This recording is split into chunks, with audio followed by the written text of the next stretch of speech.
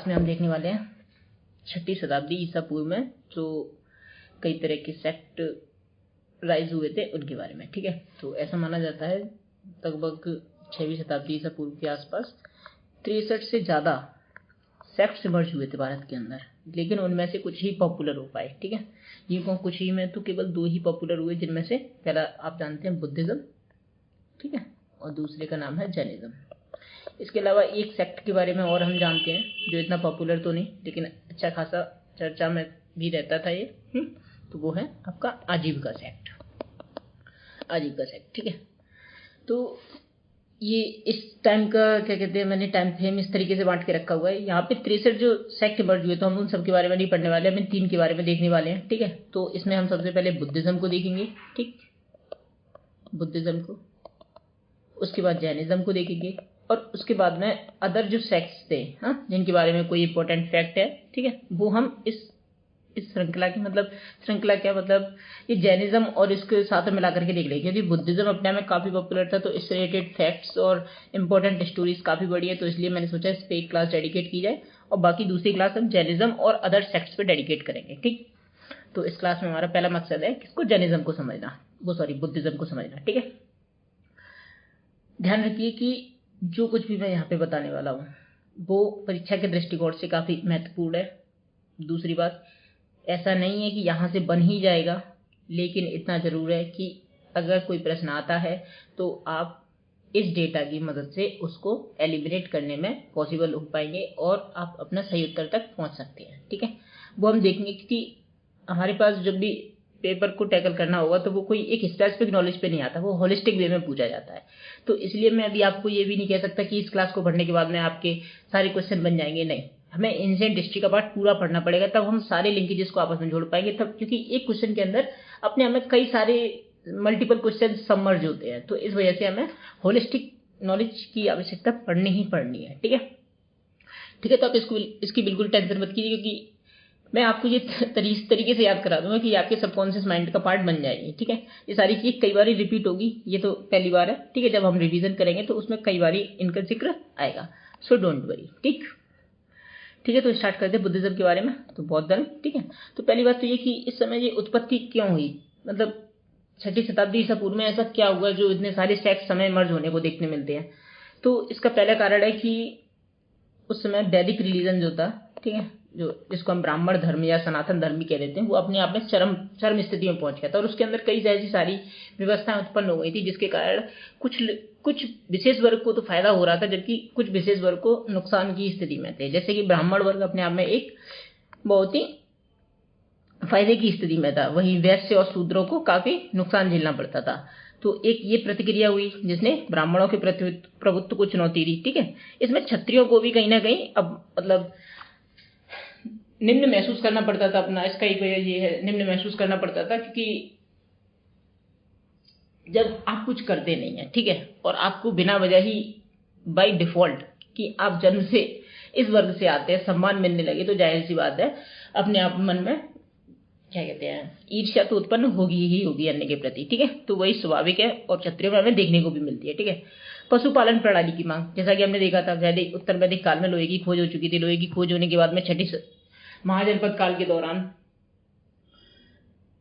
लोहे के उपयोग से हमने कई सारे औजार बनाए और औजारों से हमने खेतों मतलब जंगलों को काटकर समतल जमीन बनाई और जिसपे खेती की शुरुआत हुई। ठीक है, लेकिन ब्राह्मण धर्म में ऐसा चलता था उस समय पे, पशु बलि का प्रचलन था उस टाइम पे। ठीक है, तो ये धर्म क्या कहते हैं, जो वैदिक धर्म था वो एक तरीके से पशु बलि को समर्थन देता था, तो इस वजह से, और पशुओं की डिमांड थी उस समय पे, तो इस वजह से भी अन्य धर्मों ने इस चीज की निंदा की, तो इसलिए लोग उसकी तरफ आकर्षित हुए। ठीक है, ओके, अगला पॉइंट था जो मैंने बताया था आपको कि अन्य समाज के जो वर्ग थे वो अपने आप को नुकसान की स्थिति में समझते थे, जैसे कि वैश्य। तो वैश्य द्वारा समाज में बेहतर स्थिति की चाह, क्योंकि उस समय पे वैश्य ही एक ऐसा वर्ग था जो पूरी तरीके से टैक्स चुकाता था। ठीक है, अन्य बाकी के जो वर्ण थे वो कहीं ना कहीं वैश्यों की आय पर ही निर्भर होते थे और आम लोगों की जरूरतों के अनुकूल भी था। क्यों? क्योंकि इसकी जो भाषा थी वो एकदम सरल थी। ठीक है, समावेशी था, इसमें सभी को शामिल किया जाता था। ठीक, स्त्रियों को भी प्रवेश की अनुमति दी जाती थी। ठीक है, जो कि वैदिक धर्म में इन चीजों को मनाही थी। तो इन सभी जरूरतों ने कहीं ना कहीं इन जो नए सेक्ट थे जो इमर्ज हुए थे उनको कहीं ना कहीं आश्रय प्रदान किया। ठीक है, ठीक है। तो इसमें हम बौद्ध धर्म के बारे में देखने वाले हैं, बौद्ध धर्म के बारे में। ठीक, तो बौद्ध धर्म की जानकारी हमें कहाँ से प्राप्त होती है? तो उस समय का जो साहित्य लिखा गया था उससे हमें ये जानकारी प्राप्त होती है। ठीक है, तो एक प्रश्न पूछा जाता है कि कोई बुक का नाम दे देगा, पूछेगा ये किस धर्म से संबंधित है। ठीक है, तो इस तरीके के प्रश्न हम देखेंगे। लास्ट में मैंने पीवाईक्यू के प्रश्न भी लगाए हैं। ठीक है, तो वहाँ पे इस तरीके का प्रश्न पूछा जाता है। तो यहाँ पे मैंने एक बुक लिस्ट दी है, थोड़ा सा याद रखने की कोशिश करेंगे। पहली बात तो त्रिपिटक के बारे में। ठीक है, त्रिपिटक तो 3 है, त्रिपिटक त्रि मतलब 3 और पिटक मतलब ऐसी टोकरियां जो ज्ञान से भरी हुई है। ठीक है, तो पहला है सुत्त पिटक, ठीक, फिर दूसरा है विनय पिटक, तीसरा है अभिधम्म पिटक। हाँ, तो सुत्त पिटक की जो क्या कहते हैं, इसका लेखन कार्य किसने किया था? आनंद ने किया था। विनय पिटक का किसने किया था? उपाली ने किया था। हाँ, अभिधम्म पिटक का किसने किया था? मोगलीपुत्र तिस्स ने किया था। अब याद कैसे रखेंगे? तो अभी आप नाम सुनिए केवल। ठीक है, आगे की मतलब अभी आगे बढ़ेंगे हम, तो मैं इनको आपको से याद कराने का तरीका बताऊंगा। ठीक, ऐसे ही मिलिंद पनो ये 2nd सेंचुरी बीसी के आसपास या 2nd सेंचुरी बीसी से लेकर के 2nd सेंचुरी एडी के बीच का कार्यकाल माना जाता है इसका, मिलिंद पनो का। ठीक है, ये इंडो ग्रीक शासक मिनांडर और बौद्ध भिक्षु नागसेन के बीच में वार्ता है। ठीक, ये नीति प्रकरण का नाम याद रखना है। विशुद्ध मग्गा ये बुद्ध घोष ने लिखी थी।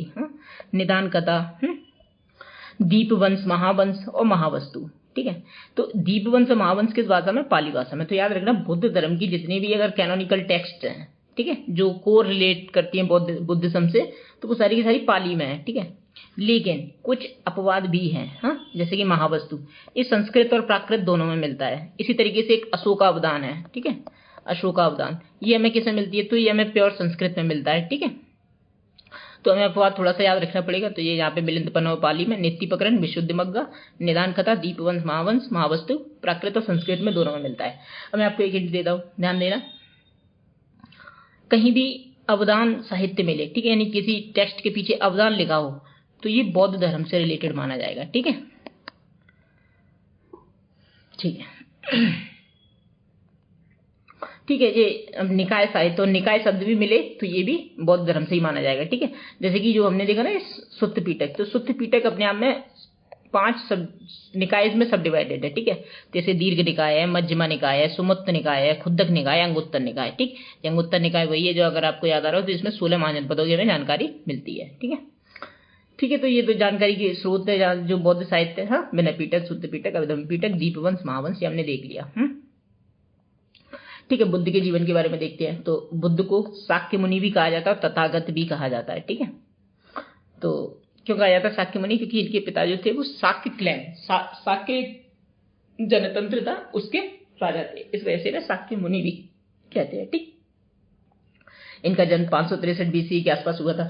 अब जन्म को लेकर के थोड़ा डिबेट है। ठीक है, कहीं पे कुछ मिलता है, कहीं पे कुछ मिलता है, तो बस आप याद रखिए हाँ 6th सेंचुरी बीसी में हुआ था, बस खत्म कहानी, ज्यादा नहीं डिटेल में घुसना है। ठीक है, इनकी माता का नाम महामाया था। हाँ, और इनके पिता का नाम शुद्धोदन था जो शाक्य कुल के राजा थे। हाँ, इनका पालन पोषण एक्चुअली इनके जन्म के बाद ही इनकी माता की मृत्यु हो जाती, तो इनका पालन पोषण इनकी मौसी प्रजापति गौतमी द्वारा किया जाता है। और 16 वर्ष की आयु में इनका विवाह यशोदा नामक स्त्री से होता है, जिससे उन्हें राहुल नाम की एक पुत्र की प्राप्ति होती है। ठीक, ठीक है, तो एक्चुअली में होता इसी तरीके से समय बीतता जाता है। हुआ क्या था कि जब इनकी माता जब गर्भावस्था में थी, तो उस समय इनकी माता को एक स्वप्न आता है कि 6 सूंड वाला हाथी इनके गर्भ में प्रवेश कर जाता है। ठीक है, तो जब इस स्वप्न के बारे में ब्राह्मणों को या ऋषि मुनियों को बताया जाता है, तो वो कहते हैं कि ये बच्चा या तो बहुत बड़ा राजा बनेगा या बहुत बड़ा शिक्षक बनेगा। ठीक है, तो इनमें से कोई एक स्थिति बताई जाती है। तो इसके बाद में इनके पिता शुद्धोदन काफी चिंतित रहने लगे कि कहीं ये मतलब शिक्षक बनने के लिए जरूरी है कि घर बार छोड़ना पड़ता है। ठीक है, तो इस वजह से उन्हें लगा कि ये कहीं भिक्षु वगैरह ना बन जाए, तो इस वजह से उन्हें पूरी तरीके से रॉयल लग्जरी लाइफ प्रोवाइड कराई। ठीक है, लेकिन नियति को कुछ और ही पसंद होता है। तो 29 वर्ष की आयु में एक बार, ठीक है, वो अपने घर से निकल जाते हैं। ठीक, और अपने सारथी चन्ना के साथ में, ठीक है, चन्ना के साथ में तो मार्केट बाजार के अंदर जाते हैं। तो देखते हैं, क्या देखते हैं? पहले उन्हें एक बूढ़ा व्यक्ति दिखाई देता है। ठीक, फिर एक बीमार व्यक्ति दिखाई देता है, फिर एक शव दिखाई देता है, और लास्ट में एक तपस्वी दिखाई देता है। फिर उसके बाद में उन्हें एहसास होता है कि जब ये सब कुछ ही आना है, तो मतलब आखिर हम धरती पे कर क्या रहे हैं? ठीक है, आखिर वाई वी आर हियर। तो इस बात से लेकर के वो काफी चिंतित रहने लगे और तय करते हैं कि अब वो इस सत्य की खोज में निकल पड़ेंगे। ठीक है, तो 29 वर्ष की आयु में अपना घर छोड़ देते हैं और इस घटना को क्या कहते हैं, महाभिनिष्क्रमण कहते हैं। ठीक है, पहला पॉइंट महाभिनिष्क्रमण। हाँ, और जिस घोड़े अपने घोड़े के साथ में निकलते हैं, घोड़े का नाम भी याद रखना है, कंथक। कंथक नाम का एक घोड़ा था। ठीक है, ठीक है। और फिर जब ये 29 वर्ष से लेकर के 35 वर्ष, तो 6 वर्ष तक इधर उधर घूमने के बाद में इन्हें 35 वर्ष की आयु में निर्वाण की प्राप्ति होती है। लेकिन 6 वर्ष में क्या होता है, तो इनके पहले गुरु कौन बनते हैं, अलार कलाम बनते हैं। ठीक है, तो उनसे भी सेटिस्फेक्शन नहीं मिलता इनको। फिर ये उद्दक रामपुत्र के पास जाते हैं, उनसे भी सेटिस्फेक्शन नहीं मिलता है। ठीक है, फिर ये 5 घुमंतु तपस्वियों के साथ मिलकर के तप करते हैं। ठीक है, और तप करने के बाद में घोर अपने आप को पीड़ा में डालते हैं, लेकिन उसके बाद भी इन्हें सेटिस्फेक्शन नहीं मिलता और ये इनका साथ छोड़ देते हैं। तभी ये एक जगह बैठे होते हैं, वहां पे एक स्त्री आती है सुजाता नाम की। ठीक है, तो वो बुद्ध को खीर खिलाती है और फिर उसके बाद में बुद्ध प्रण करते हैं कि मुझे जब तक के ज्ञान की प्राप्ति नहीं हो जाएगी तब तक मैं इस वृक्ष के नीचे से उठूंगा नहीं। तो पीपल का वृक्ष था, उस वृक्ष के नीचे ना उठने का उन्होंने प्रण किया। ठीक है, फिर उसी के कुछ 60 दिन के आसपास फिर उन्हें निर्वाण की प्राप्ति होती है। ठीक है, निर्वाण की प्राप्ति होती है। तो पीपल का वृक्ष था निरंजना नदी के तट पे और बोध गया नामक स्थान पे इन्हें निर्वाण की प्राप्ति होती है। ठीक, निर्वाण की प्राप्ति। तो ये पहला, ठीक है, तो पहली बार जब ये निर्वाण की प्राप्ति हुई तो भाई बताना तो पड़ेगा किसको कैसे। हाँ, तो इन्होंने पहली बार जो अपना प्रवचन दिया था उसकी घटना को क्या कहते हैं, धर्म चक्र प्रवर्तन कहते हैं। धर्म चक्र प्रवर्तन। ठीक है, और इस धर्म चक्र प्रवर्तन को कहाँ पे, मतलब प्रवचन को कहाँ पे दिया था, तो सारनाथ के अंदर दिया था। और किसको दिया था, तो वही 5 ब्राह्मण जिनके साथ ये पहले इधर उधर घूमे थे तपस्वियों को, उनको दिया था। चांस नहीं है कि पूछा जाए नाम, लेकिन फिर भी अगर पूछा जाता है तो इसकी मैंने एक ट्रिक बनाई है। तो बुद्ध के साथ जब इन 5 घुमंतु तपस्वियों के साथ बुद्ध रहे थे तो काफी पीड़ा झेली थी। ठीक है, और ये ब्राह्मण अब भी उसी पीड़ा को झेलने पे तत्पर थे। ठीक है, और जबकि बुद्ध को निर्वाण की प्राप्ति हो चुकी थी, तो बुद्ध जाकर के मान लीजिए ऐसा कहते हैं, ब्राह्मण को कहते हैं क्या कहते हैं, वश करो महाराज, यानी कि महाराज अब बस कर दो। ठीक है, अब बस करो, अब ज्यादा अपने आप को पीड़ा देने की जरूरत नहीं है। तो कैसे याद रखना, ब्राह्मण से बी निकालना, बधियान। ठीक है, और को कोडन्ना, कोडन्ना। ठीक है, और कहा स्किप रहेगा, बस और बस में वीए अलग रखना है आपको, बप्पा। ठीक है, और अस्सा जी महाराज। ठीक है, अश्वजीत या अश्वाजी कहते हैं, और महाराज में महा निकालना है तो महानामा। ठीक है, तो ब्राह्मण को कहा बस करो महाराज, तो ब्राह्मण को बधियान, को मतलब कोडन्ना, और वत्स मतलब बस्सा जी, सॉरी हाँ बप्पा, और ए अस्सा मतलब अस्सा जी, और करो स्किप। ठीक है, और यहाँ पे महाराज में महा मतलब महानामा। ठीक, तो आपको ये 5 ब्राह्मणों के नाम इस तरीके से आप याद रख सकते हैं सरल तरीके से। ठीक है, तो चौखंडी स्तूप वाराणसी के पास सारनाथ में स्थित है। ये सारनाथ के अंदर स्तूप है। ठीक है, और स्तूप इस स्थान पर चिन्हित करता है जहाँ बुद्ध उन 5 भिक्षुओं के साथ फिर से मिलन हुआ जिन 5 साथियों ने उन्हें पहले राजगीर में छोड़ दिया था। ठीक है, ठीक है, तो मेरे ख्याल से इतना यहाँ तक क्लियर रहा होगा। हम आगे बढ़ते हैं यहाँ पे।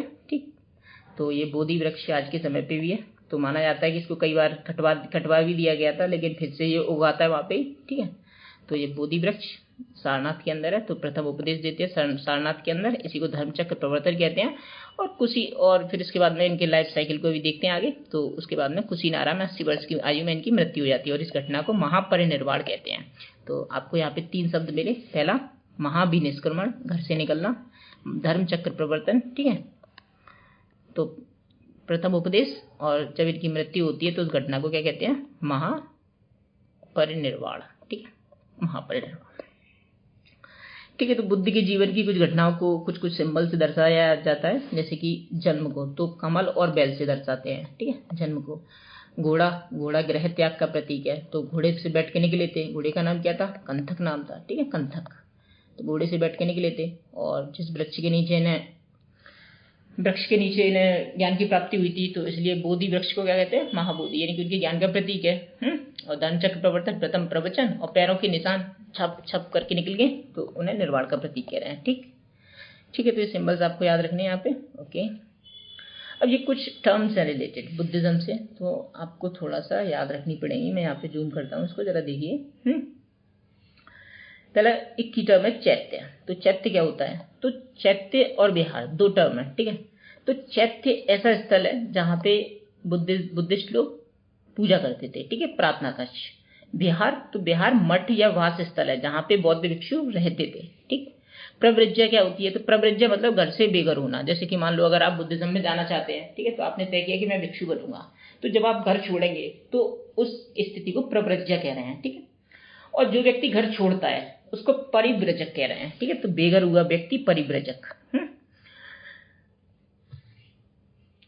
और फिर उसके बाद में बौद्ध संघ में शामिल होने के कुछ नियम होते थे। तो उसमें ऐसा नहीं है कि आप घर छोड़ के आए तुरंत मठ के सदस्य बनेंगे, तो उसमें एक जेस्टेशन पीरियड होता था। हाँ, तो उस जेस्टेशन पीरियड के बाद ही कोई व्यक्ति मठ का पूर्ण सदस्य बनाया जाता था। तो जब वो व्यक्ति मठ का पूर्ण सदस्य बनता था, यानी कि पूरा तरीके से भिक्षु बन जाता था, तो उस एक समारोह होता था, उससे क्या कहते थे? उपसंपदा कहते हैं, ठीक है। उपसंपदा।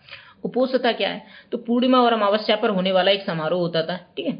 पराजिका, तो संघ में कुछ नियम थे, जैसे कि संभोग ना करना, हत्या ना करना, चोरी ना करना, हाँ, निर्वाण का झूठा दावा। अगर ऐसा कोई कुछ करता है तो उसको संघ से निष्कासित कर दिया जाता था। इसे पराजिका, यानी कि पराजित हो गए वो लोग, इस तरीके से याद रखिए, पराजिका कहते थे।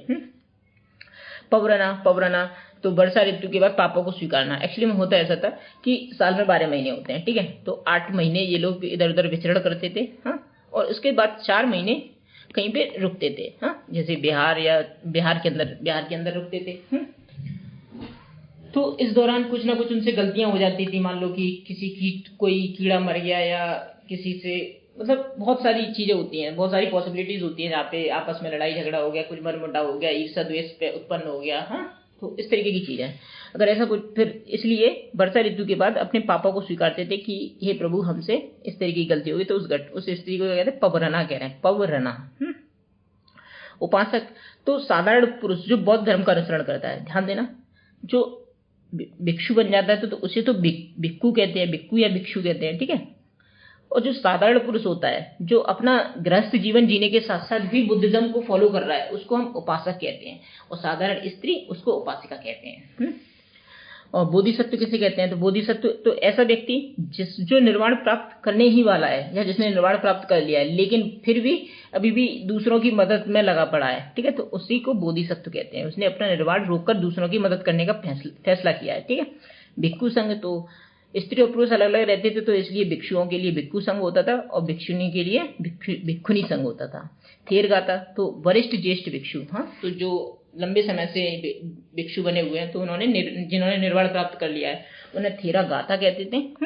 और जो भिक्षुणी होती थी उन्हें थेरी गाथा कहते थे। और श्रमण, हर वो व्यक्ति जो सत्य की खोज में निकलने वाला है, हाँ, उसे श्रमण कहते थे, सत्य की खोज करने वाला, ठीक है। तो ये की टर्म से आपको याद रखना पड़ेगा थोड़ा सा। ओके, और अभी हम यहाँ पे, अच्छा, एक चीज देखिए कि बुद्ध की मृत्यु हो जाती है, ठीक है, 80 वर्ष की आयु में। उसके बाद में होता क्या है? बुद्ध की मृत्यु के जस्ट बाद में ना एक बौद्ध संहिता आयोजित की जाती है।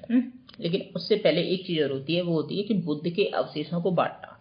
उस समय कई सारे महाजनपद थे, तो ज्यादातर बुद्धिज्म को कई सारे रॉयल पैट्रोनेज प्राप्त हुआ था, ठीक है, कई सारे राजाओं ने संरक्षण दिया था। लेकिन जब बुद्ध की मृत्यु हुई तो सब लोग चाहते थे, एक्चुअली में सब लोग क्या, उसमें अजातशत्रु चाहता था कि सारे के सारे बुद्ध के अवशेष मगध में आए, लेकिन बाकी लोगों ने भी दावा किया। हाँ, फिर फाइनली सब लोग बैठते हैं, मीटिंग होती है, तो उसके बाद में तय होता है कि बुद्ध के अवशेषों को बराबर हिस्सों में बांटा जाएगा, ठीक है। कुछ 7 हिस्सों में बांटा गया था, हाँ, और उन 7 हिस्सों को आपस में बांट लिया जाएगा, ठीक है। और एक जो बर्तन था, उन 7 हिस्सों से उन जगहों पे एक तरीके से स्तूप बनाए जाएंगे, ठीक है। और जिस बर्तन के अंदर वो राख रखी गई थी उससे भी एक स्तूप बनाया गया। तो इस तरीके से हमें जहाँ पे बुद्धा के रेलिक्स मिलते हैं और बुद्ध के अवशेष मिलते हैं, ठीक है, उन आधार पे हमें 8 स्तूप दिखाई देते हैं। अब आपको ये 8 पता होने चाहिए, ठीक है, कौन सा कहाँ पे है। तो इसके याद करने 3 जगह पे, पहली बात याद रखना, नेपाल के अंदर है, हाँ, क्योंकि बुद्ध का जन्म नेपाल में ही हुआ था, लुम्बिनी नामक स्थान पे, ठीक है। यूपी में भी आए थे वो, हाँ, और बिहार। तो बस ये 3 लोकेशन है जहाँ पे बुद्ध काफी पॉपुलर रहे, ठीक। तो यहाँ पे नेपाल में कैसे याद रखना, कार से याद रखना, KAR, तो कपिल वस्तु, अल्लाह कप्पा, ठीक है, अल्लाह कप्पा, और रामगिराम, ठीक। तो नेपाल के याद हुए हमें। फिर हमें इस तरीके से यूपी के याद कर लेने हैं, ठीक है। यूपी के याद करेंगे तो यूपी में कितने, कुशीनारा और पिपलीवन, ठीक है, कुशीनारा और पिपलीवन। तो ये कितने हो गए, 3 और 2 5। एक्चुअली में 8 जगह पे बांटा जाता है, 9वां वो खुद मतलब बर्तन होता है उसके आधार पे, ठीक है। और बिहार में 4 थे। बिहार में कैसे याद रखेंगे, अगर आपने PVR मॉल का नाम सुना हो, PVR, तो मैंने बोला PVR कितनी बार बोला, 2 बार, तो V कितनी बार आएगा, 2 बार। तो राजगृह, वैशाली, वेथादीप और पावा। अब तकलीफ ये आएगी अगर पूछ लिया कभी तो अल्लाह कप्पा और ये वेथादीप ये कहाँ पे है, इनका नाम आपने कतई नहीं सुना होगा, तो ये आपको कंफ्यूजन क्रिएट करेंगे। तो इस वजह से सिंपल सा याद कर लो, कोई दिक्कत नहीं है। पूछा जाएगा तो एकदम क्लैरिटी के साथ हम टिक करके आएंगे, कंफ्यूजन तो बिल्कुल होगा ही नहीं, ठीक है। तो नेपाल में KAR, हाँ अल्लाह सॉरी कपिलवस्तु, अल्लाह कप्पा, रामग्राम, वैशाली में PVR। तो वी कितनी बार, 2 बार। तो P4 क्या हो जाएगा हमारा, P4 पावा और V फॉर वैशाली, ठीक है, वेथादीप और R फॉर राजगिरी। और यूपी में तो कुशीनगर और पिपलीवन, ठीक है। हम यहाँ से आगे बढ़ते हैं। अब ये एक प्रश्न एक्चुअली में 2 बार पूछा गया है लगातार, 2014 और 2015 के अंदर, कि कौन सा प्लेस बुद्ध से संबंधित है, यानी बुद्ध ने जहाँ पर पे पर्सनली विजिट किया था जाकर के। तो एक ये पूरी मैंने स्टोरी टाइमलाइन बनाई रखी है, तो जरा इसको देखते हैं। तो पहली बात, बुद्ध का जन्म कहाँ पे हुआ था, लुम्बिनी में हुआ था। हाँ, तो ये तो कपिलवस्तु उनका नेटिव प्लेस हो ही गया, बर्थ प्लेस एक तरीके से, शाक्य डायनेस्टी के अंदर हुआ था, इसलिए इनको क्या कह रहे हैं, शाक्य मुनि कह रहे हैं, ठीक है, शाक्य मुनि। फिर उसके बाद में ये वैशाली, हाँ तो वैशाली लिच्छवी की कैपिटल हुआ करती थी वैशाली। तो यहाँ पर ही इन्होंने अलार कलाम और रामपुत्र इनसे इनकी भेंट हुई थी, ठीक है। इनके गुरु बने थे शुरुआत में वैशाली के अंदर, ठीक है। फिर गया के उरुवेला नामक स्थान पे इन्हें निरंजना नदी के तट पे क्या होता है, निर्वाण की प्राप्ति होती है, ठीक। फिर उसके बाद में इन्होंने सारनाथ में सरमन दिया था फर्स्ट, ठीक है। किसको दिया था, तो वही 5 ब्राह्मण, महानामा, कोडन्ना, बदियान, बप्पा, अस्सा जी। और वाराणसी में इन्होंने संघ की स्थापना की। तो अभी तक हमने देख लिए ये 4-5 लोकेशन, गया, सारनाथ, वाराणसी, और ये वैशाली तो है ही है, और लुम्बिनी तो है ही, ठीक। राजगीर भगत की कैपिटल हुआ करती थी। हाँ, तो गॉट 2 डिसाइपल्स फ्रॉम एयर। तो यहाँ से इनके 2 शिष्य थे, एक सरिपुत्र और महामोगलन्ना, ठीक है। Initially they were Brahman and here Bimbisara and his wife Kshema joined the Sangha. तो यहाँ पे राजगीर में इनकी वाइफ ने ज्वाइन किया था। तो एक्चुअली में राजगीर के अंदर बुद्ध गए भी थे, ठीक है। और ये कपिलवस्तु में आनंद और उपाली मिलते हैं। तो आनंद के बारे में हमने देखा था, इन्होंने सुत्त पीटक लिखा है और इन्होंने उपाली ने विनय पीटक लिखा है, ठीक है। ठीक है, ये वैशाली में फिर से यहाँ पे इन्हें एक आम्रपाली नाम की स्त्री मिलती है, ठीक। तो आम्रपाली एक वैश्या हुआ करती थी, तो इसको आने की अनुमति दी गई थी, ठीक। और एक कौशल श्रावस्ती, तो यहाँ पे बुद्ध ने अपने जीवन का सबसे ज्यादा समय बिताया, लगभग 24 साल। और ध्यान रखना, एक प्रश्न बनता है कि बुद्ध ने सबसे ज्यादा उपदेश कहाँ पे दिए थे, तो श्रावस्ती के अंदर ही दिए थे, ये आपको ये याद रखना है, ठीक है। तो कौशल श्रावस्ती का महाजनपद पढ़ रहे थे, मैंने आपको बताया था श्रावस्ती का नाम सहित महित भी था, सहित महित, ठीक ठीक है। यहीं के राजा प्रसेनजीत थे, प्रसेनजीत। और ठीक है, ये फिर चुनार और मिर्जापुर से भी संबंधित है। अवंती से बुद्ध का डायरेक्टली विजिट नहीं हुआ था, ठीक है। यहाँ पे इनके राजा प्रद्योत ने उन्हें इनवाइट तो किया था बुद्ध ने, लेकिन बुद्ध खुद नहीं गए थे, उन्होंने अपने शिष्यों को भेजा था, ठीक। तो ये सॉरी भी लिखा हुआ है, इस तरीके से याद कर सकते हैं। और पावा में तो पावा भी एसोसिएटेड है, याद रखना। पावा इसका मतलब ये नहीं कि पावा में महावीर की मृत्यु हुई थी तो केवल पावा जैनिज्म से रिलेटेड है, बुद्धिज्म से भी रिलेटेड है पावा, ठीक है। और कुशीनारा में तो इनकी मृत्यु हुई थी, तो आपको ये तो याद ही रखना है। तो ये कुछ इंपॉर्टेंट लोकेशंस थी, तो बिल्कुल इनकी स्टोरी जब हम पढ़ेंगे तो बिल्कुल याद ही हो जाती है, ऐसी कोई बड़ी बात नहीं है, ठीक है। ठीक है, बस अवंती का 2 बार पूछा गया, तो इसलिए मैंने यहाँ पे हाईलाइट किया कि अवंती बुद्ध कभी नहीं गए थे, ठीक है। अब बाकी ये दूर दूर की लोकेशन है, जैसे कंबोज हुआ, गांधार हुआ, तो ये इजिली एलिमिनेटेबल है, ठीक है। आपको एलिमिनेट कर सकते हैं इनको, क्योंकि वो बहुत दूर है। उस समय इतना संभव नहीं था कि कोई व्यक्ति इतनी दूर प्रीच करने जाए, ठीक है।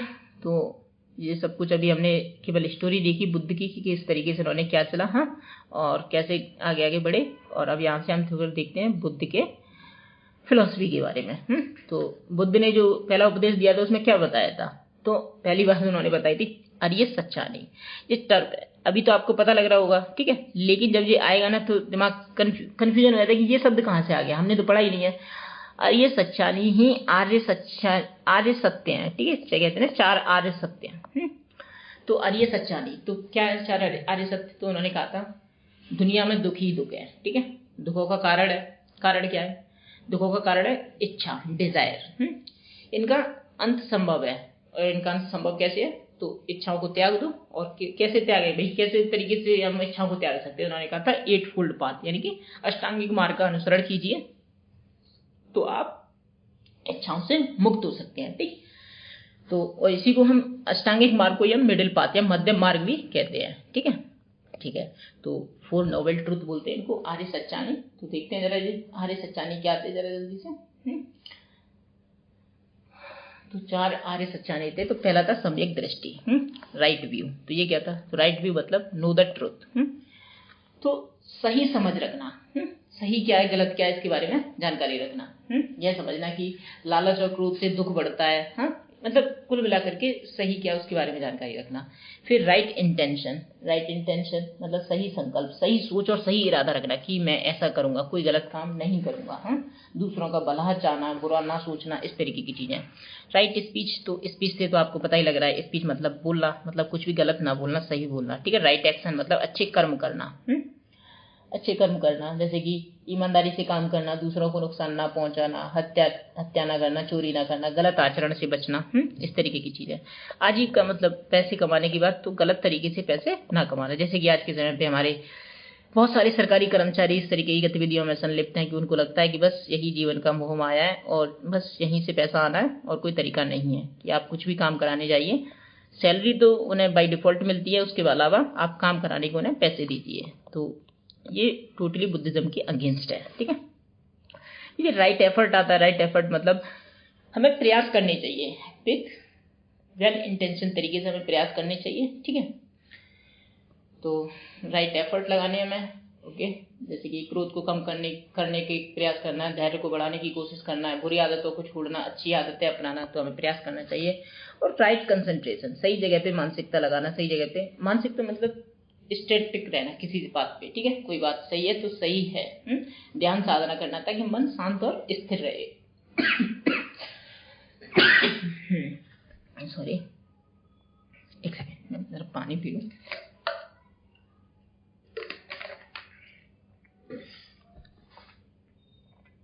अगर है राइट माइंडफुलनेस, ध्यान, ये ऑलमोस्ट सेम ही है, लेकिन बस तो ये अर्थ नहीं, सजगता रखना, ध्यान रखना कि कोई चीज गलत है तो खाते समय, चलते समय, बोलते समय पूरी तरह जागरूकता रखना, मतलब हर तरीके से एकदम कहते हैं ना चौकन्ना रहना, उस तरीके की चीज, ठीक है।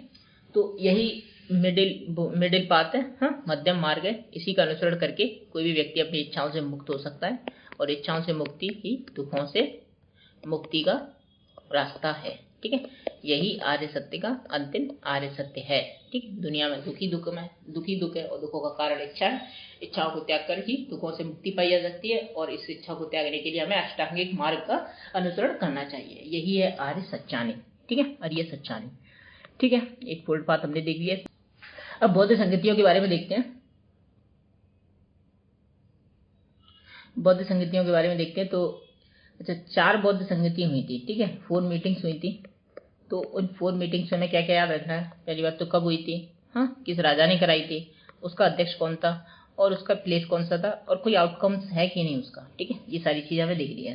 तो 4 बौद्ध संगति में पहली हुई थी, पहली बुद्ध की मृत्यु के तुरंत बाद हुई थी, यानी 483 BCE के आसपास, ठीक है। इसके राजा कौन थे? तो अजातशत्रु ने इसको होस्ट कराया था, और इसका अध्यक्ष था महाकश्यप, और कहाँ पे हुई थी? राजगृह के अंदर हुई थी, ठीक है। द्वितीय जो हुई थी वो तकरीबन 100 साल बाद होती है। इसको किसने कराया था? कालाशोक, ये शिशुनाग वंश का शासक था, और इसके अध्यक्ष कौन थे? सर्वकामी थे। और ये वैशाली नामक स्थान पे होती है, क्योंकि जो शिशुनाग था उसने कैपिटल को राजगिरी से हटा करके कुछ समय के लिए वैशाली बना दिया था, ठीक है। इस वजह से वैशाली नामक स्थान पे होती है। और तीसरी बौद्ध संगति 250 BC के आसपास होती है। सम्राट अशोक इसके होस्ट करते हैं, ठीक है। और मोगली पुत्र तिस्सा इसके अध्यक्ष होते हैं, और पाटलिपुत्र ये इसका स्थान है। और चौथी बौद्ध संगति 100 BC या 78 CE के पास होती है, ठीक है। ये 78 याद रखना, ठीक है, कनिष्क के काल में। किसके काल में? कनिष्क। इसको 78 CE कनिष्क के काल में होती है। ये कुषाण वंश का शासक था, ठीक है। और वसुमित्र और अश्वघोष इसके 2 अध्यक्ष होते हैं, और कश्मीर में होती है, कश्मीर के कुंडलवन में, कुंडलवन, ठीक है।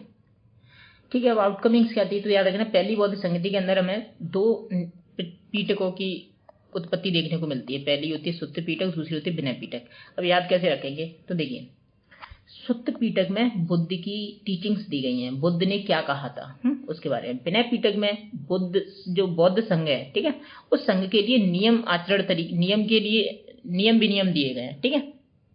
तो कैसे याद रखना है? तो इस तरीके से याद रखिए कि बुद्ध के सबसे ज्यादा करीबी कौन थे? आनंद थे। और अंतिम समय में भी सबसे लास्ट में जिससे बात की थी वो आनंद ही थे, बुद्ध ने, ठीक है। तो बुद्ध की मृत्यु के बाद सबसे ज्यादा दुख किसको होगा, आनंद को होगा। ठीक है, हम स्टोरी क्रिएट कर रहे हैं। और सुत्त का मतलब होता है किसी को याद करना। तो आनंद को बुद्ध की बहुत सुत्त आई थी, इसलिए उन्होंने सुत्त पिटक की रचना की, इसे याद रखिए। ठीक है, फिर दूसरा बचा, तो दूसरा तो पाली ऑटोमेटिकली याद हो ही जाएगा बिना पिटक। ठीक है, ठीक है। और दूसरी जो बौद्ध संगति हुई थी, इसमें ये हमारा बौद्ध धर्म में दो भागों में बट जाता है, स्थविरवादी और दूसरा महासंघिका। तो स्थविरवादी वही लोग थे जिन्होंने बुद्ध की टीचिंग्स को हूबहू अपनाया। हाँ, जैसे भी उन्होंने बताई थी उसी तरीके से, कोई विदाउट एनी चेंजेस। और ये महासंघिका के लोगों ने, इन्होंने क्या किया, बुद्ध की टीचिंग्स को थोड़ा मॉडिफाई और सरल बना दिया। ठीक है। तीसरी जो बौद्ध संगति हुई थी, इसके अंदर अभिधम्म पीटक आता है। ठीक है, अभिधम्म पीटक। और अभिधम्म पीटक इसकी रचना किसने की थी, मोगलीपुत्र तिस्सा ने की थी, जो इसके हेड भी थे। और चौथी बौद्ध संगति के अंदर, जो कश्मीर के कुंडल वन में होती है, यहाँ पे ये बौद्ध धर्म पूरी तरीके से हीनयान और महायान दो नामक शाखाओं में बट जाता है। ठीक है, और हीनयान किससे नजदीक थी, थेरवाद से रिलेटेड थी। ठीक है, तो हीनयान का मतलब होता है लघु मार्ग। हाँ, बुद्ध के आदेशों का पालन किया इन्होंने, जैसा बुद्ध ने बताया था वैसा ही रूढ़िवादी संप्रदाय। हाँ, और धर्म ग्रंथ किस भाषा में, पाली भाषा में। और अशोक ने जिसको अपनाया था, जिस धर्म को अपनाया था, वो कौन सा था, बौद्ध तो था ही, बौद्ध में भी कौन सा, हीनयान था। ठीक है, और आज के समय पे म्यांमार, थाईलैंड, श्रीलंका जैसे देशों में प्रचलित है। और महायान जापान और चीन जैसे देशों में प्रचलित है। तो ये इसको महान मार्ग बोलते हैं, यानी कि जिसके अंदर महायान, यान मतलब क्या, व्हीकल होता है। ठीक है, और ये उदार व्यवस्था थी, इसके इन्होंने नियम को काफी सरल बना दिया था। इन्होंने मूर्ति पूजा का प्रचलन बढ़ाया। धर्म ग्रंथ किस भाषा में, संस्कृत भाषा में लिखे गए। और इसकी दो शाखाएं आगे चल के बनती हैं। तो एक योगाचार विज्ञानवाद, जिसको असंग वसुबंधु, मतलब एक तरीके से दर्शन है ये। ठीक है, दर्शन शाखाएं क्या ही कहेंगे, दर्शन असंग वसुबंधु ने रचा था। और माध्यमिक शून्यवाद नागार्जुन ने दिया था। हर्षवर्धन और कनिष्क जैसे शासकों ने इसी महायान शाखा को अपनाया था। ठीक है, ठीक है। अब ये थोड़ा सा इसके बारे में देखते हैं। तो Sarvastivadin very important sect of Buddhism. ठीक है, तो श्रावस्तिवादीन भी क्या कहते हैं, बुद्धिज्म का एक अन्य सेक्ट था। और इसकी जो डॉक्ट्राइन्स है, इसके जो सिद्धांत है, वो किसमें कंपाइल्ड है, महाविभाषा एक करके ग्रंथ है, तो उसमें के अंदर है। तो आपको याद रखना है श्रावस्तिवादीन। ठीक है, 1 सेकेंड। ओके, श्रावस्तिवादीन और महाविभाषा के बारे में याद रखना है। महाविभाषा। ठीक है, तो बुद्धिस्ट सेक्ट के बारे में और देखते हैं। तो अच्छा, याद रखना, हम इनको डिटेल में नहीं देख रहे हैं, क्योंकि बस एक बार 2 बार ऐसे प्रश्न देखे गए हैं उस टाइम पे। फिर उसके बाद में इस तरीके के बहुत ज़्यादा जटिल प्रश्न नहीं बनते हैं। अगर बनता भी है तो आप विदाउट एनी फियर और विदाउट एनी गिल्ट आपको वो स्किप कर देना चाहिए। ठीक है, क्योंकि हमें ये भी सीखना है कि हमें क्या अटेंड करना है और क्या स्किप करना है। ठीक है, ठीक है। तो बुद्धिज्म से रिलेटेड कुछ और सेक्ट है, जैसे कि स्थाविरवादीन। ठीक है, स्थाविरवादीन, महासंघिका और श्रावस्तिवादीन। और एक और है सौतांत्रिक, तो वो भी याद रखिए, सौतांत्रिक। तो सौतांत्रिक सेक्ट भी बुद्धिज्म से ही रिलेटेड है, सौतांत्रिक। ठीक, ठीक है। तो emerge as a major sect of Buddhism. Okay, it lead to the emergence of Mahayana and Hinayana. ठीक है, तो महायान और हीनयान के बारे में हम जानते हैं। ओके, हाँ, महायान का मतलब होता है ग्रेट व्हीकल। और ये ज़्यादा पॉपुलर हुआ था क्योंकि सरल चीज़ें लोगों के बीच में ज़्यादा पॉपुलर होती है। अगर आपसे कोई कहे कि सुबह सुबह 3 बजे उठ के डेली डेली नहाना है, हाँ, और फिर उसके बाद में पूरा दिन जागना है, रात को 7 बजे जाके सो जाना है, तो आप थोड़ा सा नहीं मतलब कंफर्टेबल फील नहीं करेंगे। और वहीं आपको पूरी फ्रीडम दे दी जाए, ठीक है, आप मन चाहे तब सोइए, मन चाहे तब जागे, तो आप उसी की ओर अट्रैक्ट होंगे। तो ये एक ह्यूमन टेंडेंसी है कि हम हमेशा सरल की ओर ही जाते हैं। ठीक है, ठीक है। तो ये गुप्त पीरियड के अंत होते होते हमें एक वज्रयान करके एक शाखा और दिखाई देती है। ठीक है, जिसको व्हीकल ऑफ थंडरबोल्ट कहते हैं। हाँ, तो ये बंगाल और बिहार में ज़्यादा पॉपुलर होती है, क्योंकि ये मतलब तंत्र मंत्र से संबंधित एक शाखा है, तंत्र मंत्र। ठीक है, तंत्र से संबंधित। ठीक है, तो ये प्रिमिटिव लोकल कल्ट्स और स्प्रेड टू तिब्बत वाले रीजन में भी फैलती है जाकर के। हाँ, और विक्रमशिला यूनिवर्सिटी जो थी बिहार के अंदर, वो इसका एक इंपॉर्टेंट सेंटर थी वज्रयान बुद्धिज्म का। तो आपको थोड़ा सा ये याद रखना है। ठीक है, और बुद्धिज्म इन इंडिया, तो भारत के अंदर जो बुद्धिज्म है वो डिक्लाइन होने लगता है। तो उसके पीछे कई कारण है, जैसे एक तो भक्ति मूवमेंट की शुरुआत तो 7वीं शताब्दी के आसपास दक्षिण भारत में भक्ति आंदोलन की शुरुआत होती है, और फिर आगे चल के वही भक्ति आंदोलन की एक शाखा उत्तर की ओर आती है। फिर स्लोली धीरे धीरे बुद्धिज्म भी है जो धीरे धीरे हिंदुओं की जो प्रैक्टिसेस हैं, हाँ, उसको अपनाने लगता है, जैसे कि संस्कृत में टेक्स्ट को लिखना, हाँ, और क्या कहते हैं, मूर्ति पूजा करना, इस तरह की कुछ चीज़ें। और धीरे धीरे ऐसा माना भी जाता है कि बुद्धिज्म कि जो बुद्ध हैं, गौतम बुद्ध, उनको भगवान विष्णु के 9वें अवतार के रूप में स्वीकार कर लिया जाता है। तो इस कंफ्यूजन ने भी लोगों में काफी भ्रम उत्पन्न किया, क्योंकि विष्णु को कंसिडर एज अवतार ऑफ विष्णु, ठीक, इन सम ट्रेडिशन। ओके, ठीक है। तो बुद्धिज्म के पतन के पीछे ये कुछ कारण थे। एक PYQ के आधार पे मैंने यहाँ पे डेटा मतलब ये इन्फॉर्मेशन दी है, तो जरा देखते हैं। स्थविरवाद और थेरवाद से आशय श्रेष्ठ जन शिक्षाओं से है। तो आपको बस इतना याद रखना है कि ये स्थविरवाद और थेरवाद यीन यान की शाखाएं, ठीक है। इसमें अरहत पर बल दिया जाता है बस। और लोकोत्तरवादी और ये महासंघिका की शाखा है, और एक तरीके से मैं कहूँ तो ये महायान से जुड़ती है। किससे? महायान।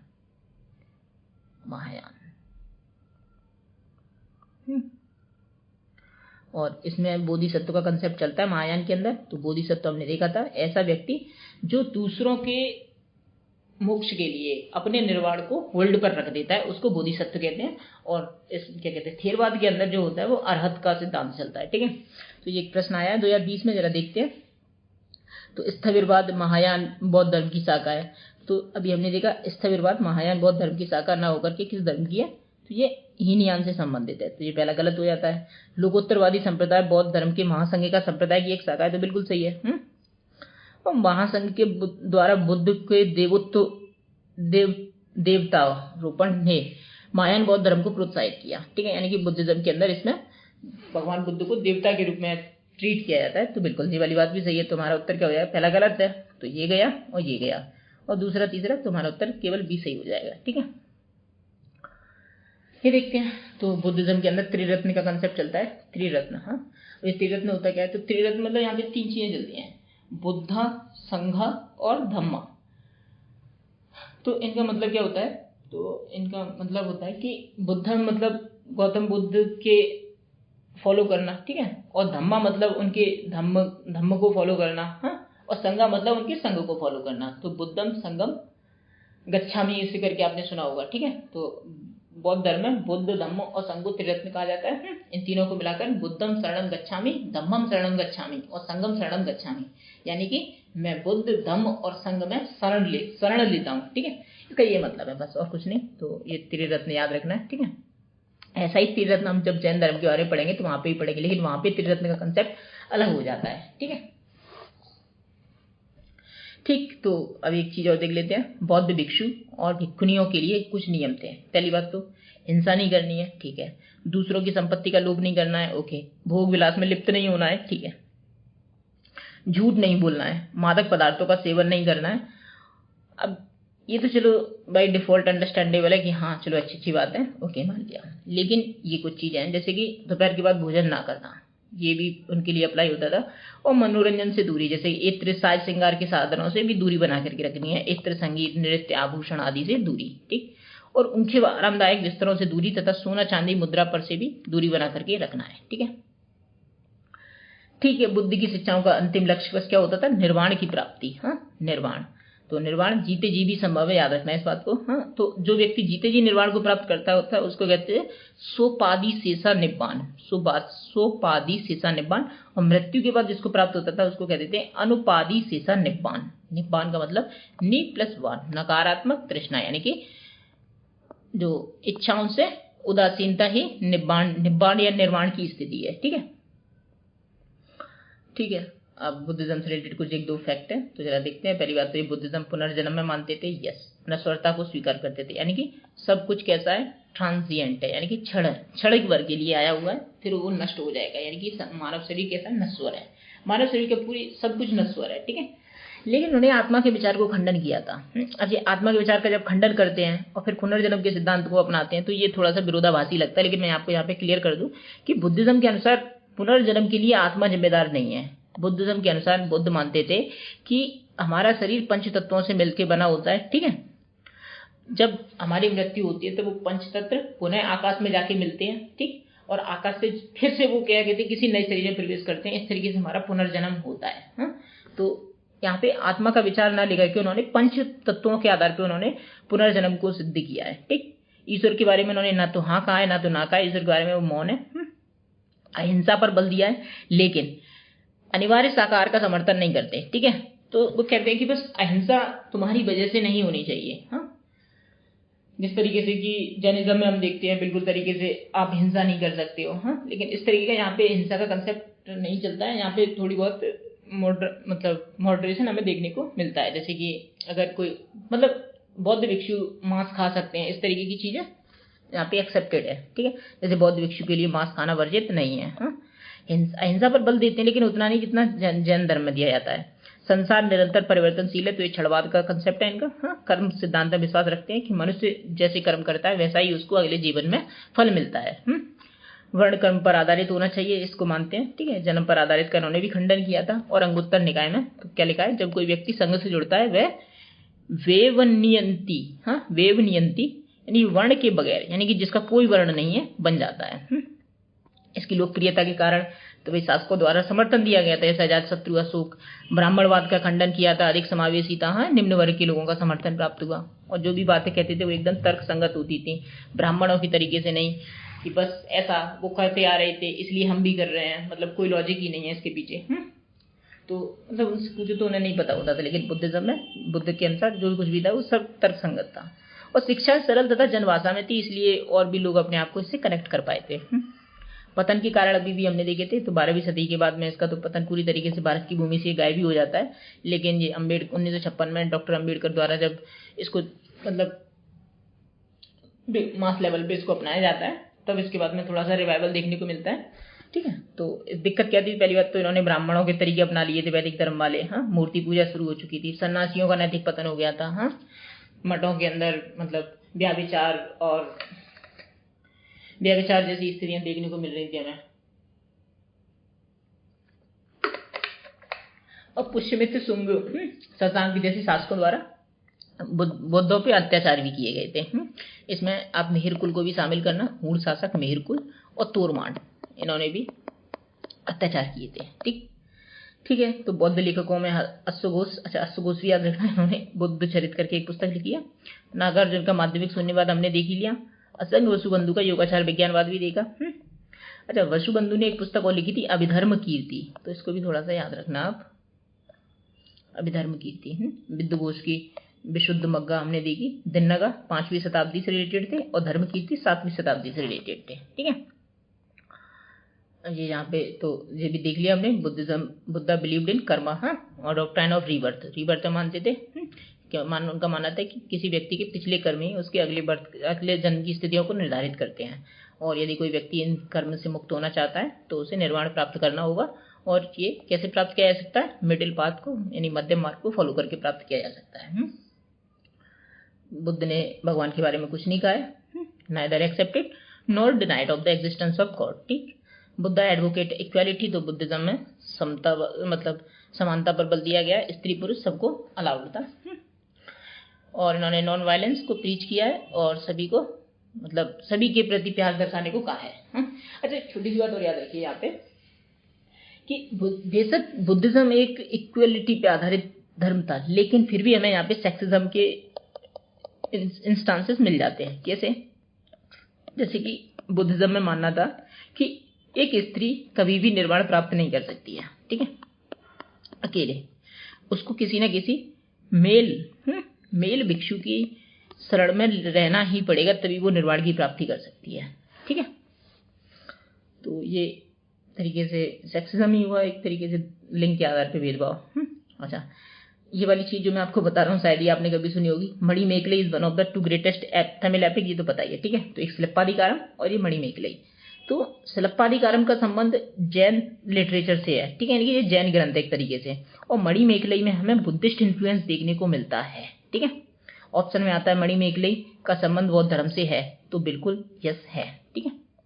तो ये सिलप्पादिकारम इलांगो अधिकल ने लिखी थी और मणिमेखलाई सीताली सत्तानर ने लिखी थी। ये यहाँ पे कंटेक्स्ट आया इसलिए मैंने आपको बताया, वरना इसके बारे में हम पढ़ेंगे डिटेल में, जब हम संगम एज के बारे में पढ़ेंगे तो यहाँ पे देखेंगे, ठीक है।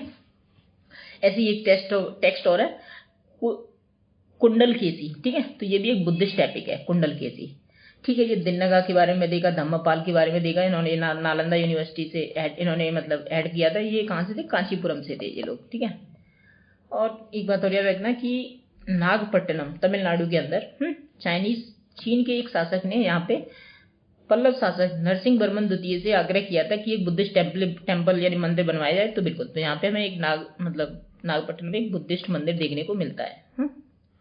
और ये चाइनीज मॉन्क हु विहिंग, ठीक है, इन्होंने इस मोनेस्ट्री को विजिट भी किया था। और 1006 के आसपास तो राजा राजा फर्स्ट और ये मतलब जो चोल डायनेस्टी तो एक तरीके से ब्राह्मण धर्म से रिलेटेड थे, लेकिन इन्होंने बौद्ध धर्म को भी आश्रय दिया था, तो बस इतना याद रखना, मैं आपको ये बताना चाहता हूँ, ठीक है। तो नागपट्टनम भी एक ऐसी साइट है जो काफ़ी बुद्धिस्ट इन्फ्लुएंस्ड है, तो ये भी आपको थोड़ा सा याद रखना है, ठीक है। ठीक है, यहाँ पे एक दो साइट्स हैं, जरा इसको मैं आपको दिखाना चाहूँगा। यहाँ पे एक ये धान्य कटक याद रखना, मैं आपको बस ये दिखाना चाहता हूँ। धान्य कटक उड़ीसा के आंध्र प्रदेश के अंदर है, ना कि उड़ीसा के अंदर, ठीक है। ये बुद्धिस्ट सेंटर था किसी जमाने में, धान्य कटक, ठीक है। तो आगे की जिस तरह की क्लासेस आएंगी तो हम वहाँ पे एनसीईआरटी के मैप्स और अदर एनसीईआरटीज के मैप्स को हम देखेंगे। कुछ लोकेशंस पूछी जाती है, जैसे चंद्रकेतुगढ़ के बारे में हमने देखा था, हाँ, महास्थान के बारे में भी देखा था हमने, शिशुपालगढ़, इसके बारे में तो खैर नहीं देखा, क्योंकि ये हम उसमें देखेंगे जब मॉडर्न एज पढ़ेंगे ना, तब देखेंगे इसके बारे में, ठीक है। श्रावस्ती को देखा था, वैशाली को देखा था, पाटलिपुत्र को देखा था, कौशाम्बी देखी, विदिशा, उज्जैनी, हाँ, तक्षशिला भी देखा था, ठीक है, भृगुकच्छ, एक ताम्रलिप्ति लोकेशन और देखी थी, तो वो याद रखना कहाँ पे, यहाँ पे है, पश्चिम बंगाल के अंदर, ठीक है। ठीक है, तो धान्य कटक कहाँ है, आंध्र प्रदेश के अंदर है। एक PYQ पूछा गया है यहाँ पे इस वजह से, और ये NCERT का मैप है। ठीक है, अब एक छोटी सी एक ये वाली बात और याद रखिएगा, भरोत का स्तूप कहाँ पे है, तो MP के सतना जिले के अंदर है, ठीक। सांची, तो सांची के अंदर है, MP के अंदर। धमेक, तो धमेक ये धर्म चक्र प्रवर्तन से बना हुआ है, तो धमेक धर्म चक्र प्रवर्तन कहाँ पे हुआ था, तो सारनाथ के अंदर हुआ था। धमेक स्तूप कहाँ पे, सारनाथ के अंदर है, ठीक है। तो 3 स्तूपों के बारे में याद रखना है। और एक बात याद रखिए कि स्तूप 3 तरीके के होते हैं। एक शारीरिक स्तूप होते हैं, यानी कि ऐसे स्तूप जहाँ पे बुद्ध के अवशेष मिलते हैं हमें, तो हमने देखे थे ना 9 स्तूप पढ़े थे हमने, अगर याद करो। नेपाल के अंदर 3 पढ़े थे, कौन कौन से, तो हमने कार से याद किया था, हाँ, कपिल वस्तु, अल्लाकप्पा और रामग्राम, ठीक है। और बिहार में 4 देखे थे, PVR से देखा था, हाँ, तो P for power, V for Vaishali, और V फॉर वेथा द्वीप, और R फॉर राजगिरी। और इसी तरीके से यूपी में एक और देखा था, यूपी में 2 देखे थे, कौन कौन से देखे थे, पिपलीवन और कुशीनारा, ठीक है, कुशीनारा। तो इस तरीके से तो ये शारीरिक स्तूप हो गए। परिभोगी का स्तूप, तो परिभोगी का स्तूप ऐसे हैं जहाँ पे बुद्ध के अवशेष तो नहीं, लेकिन बुद्ध ने अपने जीवन में जो चीजें इस्तेमाल की थी उनके, ठीक है, जो चीजें उपभोग की थी उन वस्तुओं को उनके सेंटर में बरीड किया जाता है, ठीक है। तो इसलिए उसे परिभोगी का स्तूप कहते हैं। तो बरीड बिलोंगिंग्स ऑफ बुद्धा। और उद्देश्य का स्तूप, तो उद्देश्य का स्तूप एक तरीके से सेरेमोनियल स्तूप होते थे। तो जब कोई व्यक्ति कोई मन्नत मांगता है कि हे प्रभु हमारा ऐसा काम बनवा देना, फिर हम, ठीक है, तो अगर वो काम पूरा हो जाता है तो उसके बाद में सेरेमोनियल तरीके से, यानी कि अपनी मनोकामना पूरी होने पर एक स्तूप बनवाए जाते थे, उसको वोटिव स्तूप कहते थे। तो ये उद्देश्य का स्तूप भी कहते थे या वोटिव स्तूप भी कह देते थे इसी को, ठीक है, वोटिव स्तूप। और स्तूपों का जिक्र हमें, स्तूपों का मतलब होता है टीला, ठीक है। ये बौद्ध धर्म से लिंक्ड हो गया बाद के समय में, ठीक है, लेकिन ये इसका जिक्र हमें वेदों में भी मिलता है। एक ये वाली बात भी याद रखना स्तूपों का, ठीक है। ये सारी चीजें यहाँ पे, सारी चीजें फ्रेगमेंटेड तरीके से थी, तो इसलिए मैंने उसको कोई चीज आगे कोई चीज पीछे होगी, क्योंकि इसका कोई क्रम नहीं है, ठीक है। तो हमने सारी चीजें लगभग पढ़ी ली है, और इससे रिलेटेड अब PYQ देख लेते हैं।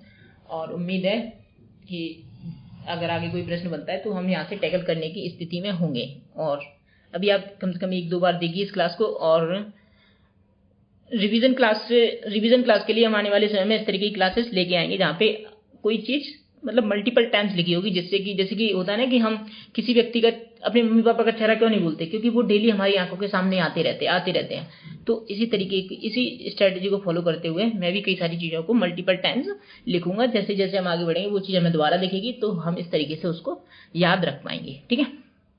यहाँ पे कुछ PYQ है, तो PYQ देख लेते हैं। जैसे कि ये पहला PYQ है, ये 2024 में आया था। तो क्या है, एक्चुअली बुद्धिज्म पे UPSC से कुछ खासी प्यार है, तो इसमें हमें ऐसा देखने को मिलता है कि जनरली कंसेक्यूटिव ईयर्स में हमें यहाँ पे प्रश्न देखने को मिल ही जाते हैं बुद्धिज्म से, ठीक है। तो with reference to ancient India, ठीक है, प्राचीन भारत के संदर्भ में Gautam Buddha was generally known by which of the following epithets, ठीक है। तो गौतम बुद्ध को निम्नलिखित में से किन नामों से और जाना जाता था, तो न्यायपुत्र, शाक्य मुनि, तथागत। तो तथागत तो हमें पता है, शाक्य मुनि भी पता है, ठीक है। अब ये न्यायपुत्र याद रखना, न्यायपुत्र महावीर को कहते थे। जब महावीर के बारे में देखेंगे तो वहां पे हमें देखने को मिलेगा निर्ग्रंथ न्यायपुत्र भी कहते हैं, निर्ग्रंथ न्यायपुत्र, ठीक है। तो यहाँ पे हमारा पहला गलत हो जाएगा, दूसरा और तीसरा सही है, तो इसका उत्तर बी हो जाएगा, ठीक है। इसका उत्तर हो जाएगा बी। अगला है in which of the following region was Dhanyakataka. तो आगे Dhanyakataka which flourished as a prominent Buddhist centre under the Mahasanghika. हाँ, तो महासंघिका तो ये महायान से रिलेटेड है। तो कहाँ पे है, तो आंध्र, गांधार, कलिंग, मगध। तो मगध के अंदर तो नहीं है, हाँ, कलिंग के अंदर भी नहीं है, ठीक है। कलिंग उड़ीसा के अंदर आता है। और गांधार तो ऊपर पाकिस्तान साइड में पहुंच गए, वहां तो बिल्कुल ही नहीं। तो क्या बचा हमारे पास, आंध्रा। और मैंने आपको मैप भी दिखाया था, ठीक। वैसे कटक उड़ीसा को कहा जाता है, लेकिन ये धान्य कटक लोकेशन उड़ीसा में नहीं है, ठीक है। With reference to ancient India consider the following statements. The concept of stupa is Buddhist in origin. हाँ, तो ये कह रहा है कि जो स्तूप की जो अवधारणा है वो बुद्धिज्म में ओरिजिन हुई थी। तो मैंने बताया था नहीं, हमें इसके साक्ष्य वेदों में भी मिलते हैं, ठीक है। Stupa was generally a repository of relics. तो बिल्कुल, तो स्तूपा क्या होते हैं ना, तो रिपोजिटरी मतलब संग्रह है किसका, रेलिक्स, ठीक है, अवशेषों का संग्रह, सही बात है। Stupa was a votive and commemorative structure in Buddhist tradition. बिल्कुल, तो वोटिव स्तूप भी देखने को मिलते हैं बुद्धिस्ट ट्रेडिशन के अंदर। तो इसका उत्तर क्या हो जाएगा, ओनली 2। तो how many of statements given above are correct, ठीक है। ये soul are not only the property of animal and plant, ठीक है।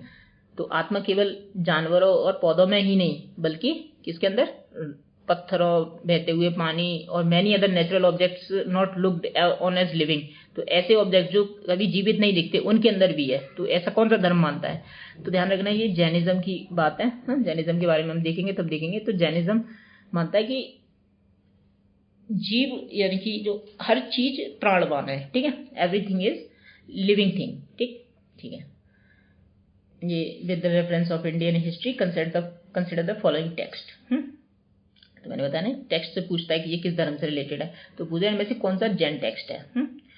तो मैंने आपको एक बात बताई थी कि जहां भी अवदान शब्द मिले, अवदान साहित्य, तो ये बुद्धिज्म से रिलेटेड है, ठीक है। तो हम यहाँ पे, हमें अभी तीसरा पता है, क्योंकि अभी हमने जैन ट्रेडिशन के बारे में नहीं पढ़ा है। तो वैसे नेति प्रकरण भी बुद्धिस्ट है, अभी एक देख के आए थे ऊपर हम। तो हम पहले को हटाएंगे, यहाँ दूसरे को हटाए, लेकिन फिर भी बात नहीं बनी। तो हमें अवदान वाले से हटाकर किसका उत्तर मिल जाएगा, ठीक है। यहाँ पे हमने 3 को हटाया, यहाँ पे 3 को हटाया, यहाँ पे 3 को हटाया, 2 और 4। वैसे 63 सलाका महापुराण, ये हम देखेंगे क्या कहते हैं, जैनिज्म में हम देखेंगे इसके बारे में, ठीक है। ठीक, ये आर्यदेव। अब ये with reference to Indian history consider the following pairs. तो वो पूछ रहा है हिस्टोरिकल पर्सन और किस लिए जाने जाते हैं। तो बुद्ध धर्म से आर्यदेव जैन स्कॉलर है, दिन्नगा बुद्धिस्ट स्कॉलर है, नाथ मुनि वैष्णव स्कॉलर है। तो दिन्नगा के बारे में तो हमें पता है, अभी हमने पढ़ा था कि हाँ वो बुद्धिस्ट स्कॉलर है, ठीक है। नाथ मुनि के बारे में मैं बता दूं आपको, ये नाथ मुनि वैष्णव स्कॉलर ही हैं। इन्होंने नलियार दिव्य प्रबंधनम, जब हम अलवर और नयनार संतों के बारे में पढ़ेंगे तो नलियार दिव्य प्रबंधनम की रचना इन्होंने ही की थी, नाथ मुनि ने, ठीक है। और इसमें अब ये आर्यदेव के बारे में, तो आर्यदेव मैं आपको बता दूं, तो ये आर्यदेव महायान बुद्धिस्ट मॉन्क थे, ठीक है। और ये नागार्जुन के डिसाइपल थे, डिसाइपल यानी कि शिष्य थे। तो अब बुद्धिस्ट मॉन्क है तो ये जैन स्कॉलर है, तो ये गलत हो जाएगा, ठीक है। तो आर्यदेव बुद्धिस्ट थे, तो इस तरीके से पहला गलत हो जाएगा, बाकी के दोनों सही है। तो यहाँ पे वो पूछ रहा है अब आर करेक्टली मैच्ड, तो कितने, ओनली 2 पेयर, ठीक है। ठीक है, with reference to the religious history of India consider the following statement. तो Sthaviravadin belong to Mahayana Buddhism. तो स्थाविरवादीन मैंने बताया था, स्थिर तो कोई चीज स्थिर है, ठीक है, तो वो थेरवाद वाली है, तो महायान से नहीं है, तो पहला गलत, ठीक है। लोकोत्तरवादीन, तो Lokottaravadin sect was offshoot of Mahasanghika sect of Buddhism, तो बिल्कुल सही बात है। तो लोकोत्तरवादीन महासंघिका सेक्ट का ये एक पार्ट है। The deification of Buddha by Mahasanghika fostered Mahayana Buddhism, बिल्कुल। तो बुद्ध को देवता माना गया है कहाँ, महासंघिका सेक्ट के अंदर, ये वाली बात भी सही है। एक्चुअली में हमने हिंदी में ऊपर देख चुके हैं इस प्रश्न को, तो इसका उत्तर 1 और 2 हो जाएगा, ठीक है। With reference to cultural history of India which one of the following correct of the term paramitas, ठीक है। तो पारामिताज का मतलब क्या है, ये टर्म वैसे मैंने आपको बताया नहीं, लेकिन देखते हैं इसका उत्तर क्या है। द अर्लियर धर्मशास्त्र टेक्स्ट रिटन इन एफ्रोस्टिक यानी कि सूत्र style philosophical school that did not accept the authority of Veda, perfection whose attainment led to the Bodhisattva's path, और powerful merchant guild of early medieval India. इसका सही उत्तर B है। ठीक है, तो जो व्यक्ति एकदम परफेक्ट अटेन मतलब बोधिसत्व बनने के मार्ग पर कोई व्यक्ति चल रहा है तो वे परामितास कहते हैं, प्रजनम परामितास। ठीक है, ठीक है। अजय एक आगे, consider the following to the cultural history of India, consider the following pairs. तो परिव्रजक किसे कहते हैं? रेनाउंसिएशन और वॉन्डरर। ठीक है, तो जो व्यक्ति घर से छोड़ के निकल जाता है उसे परिव्रजक कहते हैं, ये वाली बात सही है। श्रमण, तो priest of the high status, ये गलत है। तो प्रीस्ट पुजारी नहीं है ये, श्रमण जो सत्य की, ट्रूथ वॉन्डरर बोलेंगे इसको हम, तो ये दूसरा गलत हो जाएगा हमारा यहाँ पे। उपासक, ले फॉलोअर ऑफ बुद्धिज्म, बिल्कुल सही बात है। हाँ, उपासिका तो ले फॉलोअर ऑफ, वो फीमेल हो जाएगी। ठीक है, तो यहाँ पे क्या हो जाएगा? 1 और 3 ओनली। ठीक है।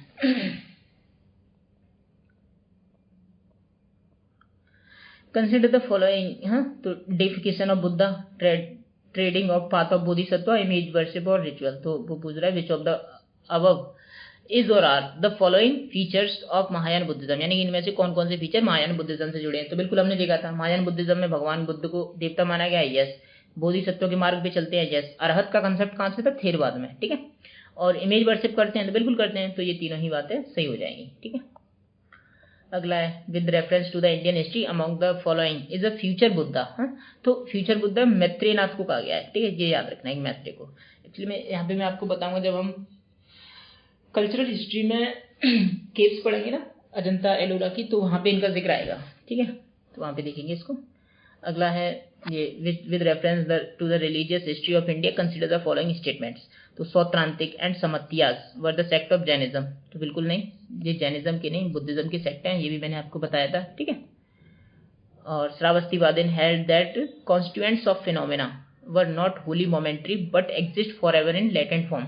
तो श्रावस्तिन मानते हैं कि कोई भी जो घटना होती है वो पूरी तरीके से क्षण भर की नहीं होती है। ठीक है, मतलब वो गुप्त रूप से कहीं ना कहीं बनी रहती है, क्षण भर के लिए नहीं होती। तो ये दूसरी बात सही है। श्रावस्तिवादिन, ठीक है, ये भी बुद्धिज्म का सेक्ट है, श्रावस्तिवादिन।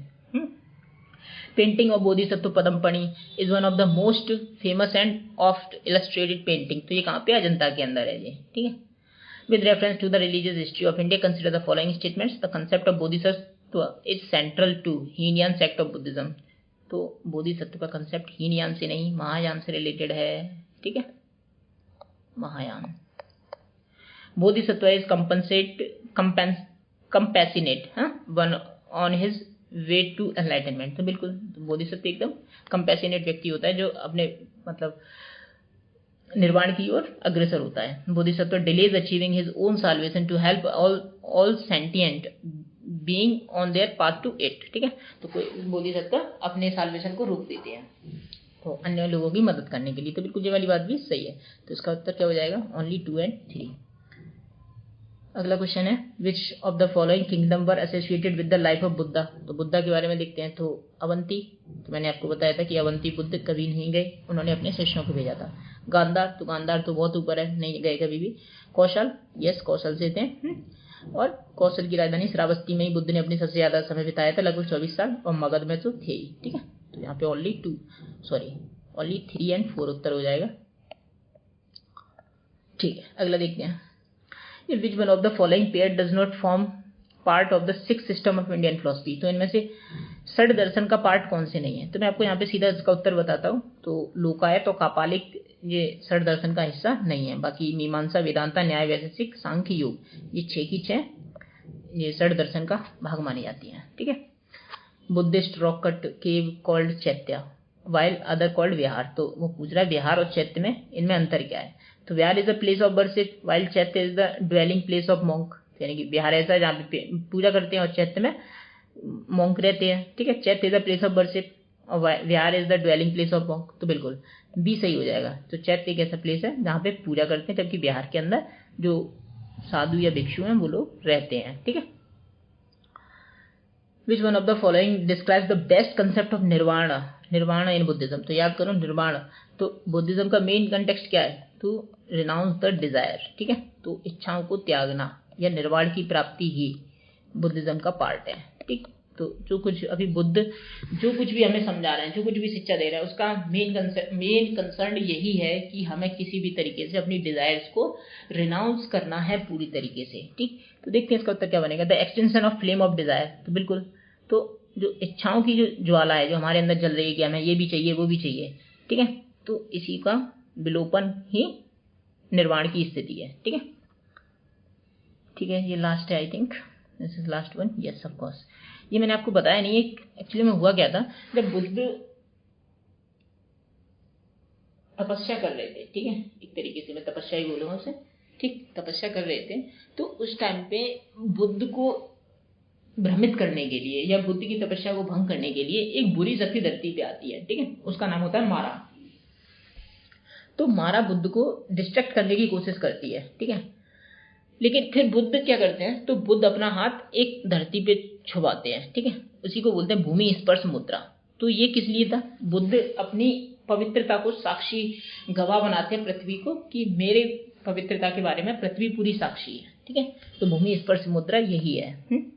तो देखते हैं, Buddha calling the earth to watch over Mara to prevent Mara from disturbing his meditation. तो ऐसा तो कुछ नहीं है, ठीक है, कि बुद्धा ने उन्हें बताया कि भाई मारा को हटाओ यहाँ से, मेरी ये क्या कहते हैं मेडिटेशन यानी कि जो तपस्या उसको भंग कर रही है। तो Buddha calling to of the earth to witness his purity, तो अपनी प्योरिटी को मतलब अपनी जो पवित्रता है उसको, and chastity despite temptation of मारा, ठीक है, तो मारा के भ्रमित करने के बावजूद भी उन्होंने अर्थ को अपनी पवित्रता का साक्षी बनाया। तो यही इसका सही उत्तर हो जाएगा। ठीक है, तो ये हमने यहाँ पे बुद्धिज्म से रिलेटेड सारे PYQs देखने की कोशिश की, ठीक है, और आप जरा इस क्लास को कम से कम 2 बार देखिएगा तभी ये आपको याद हो पाएंगे, अदरवाइज थोड़ा मुश्किल होगा। और बाकी हम इसको आगे की रिवीजन क्लासेस में जरूर बिल्कुल याद करने की कोशिश करेंगे, और इस क्लास को हम यहीं पे रुकेंगे। Thank you for your time, okay, bye.